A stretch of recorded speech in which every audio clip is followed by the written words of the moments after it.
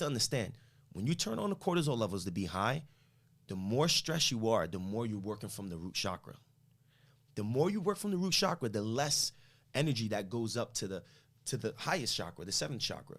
So usually you find these people stuck and thinking and subconsciously not having a belief or an understanding that there's something bigger out there to help them on their journey. So any little thing that comes as a threat towards their safety and security, they're gonna go crazy, not crazy, but they're gonna put more stress on themselves because they think they have to control everything, even situations they have no control over. So the adrenals, which produce cortisol and adrenaline, attach to the root chakra, but also your sacral chakra and your solar plex. It's the one gland that connects to all three. So then you'll start seeing reproductive issues, digestive issues.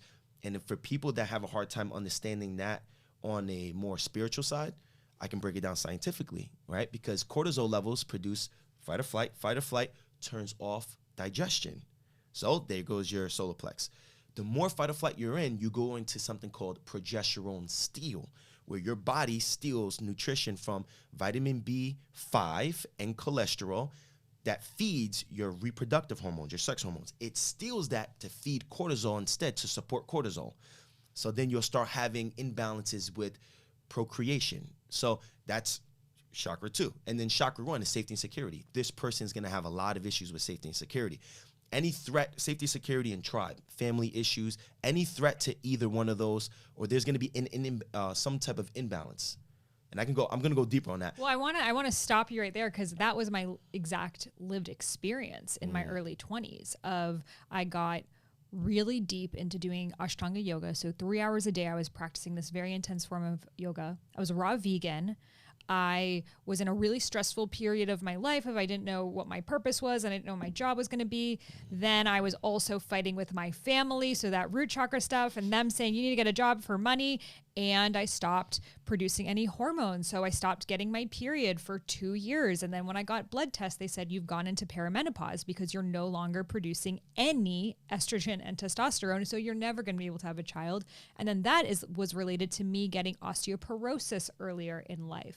So like everything you're saying right there, it's just like reminding me that the cortisol was really at the root of a lot of this, especially from more of like a scientific level, as well as the spiritual level of I had a root chakra imbalance of I didn't feel safe. I felt like I needed to like do something or go somewhere, figure it out to survive, which then linked to my sacral of not feeling in my feminine, which was related to not getting my period. And I also had horrible digestive issues. Like I couldn't eat food without being in so much pain, which made me not want to eat food.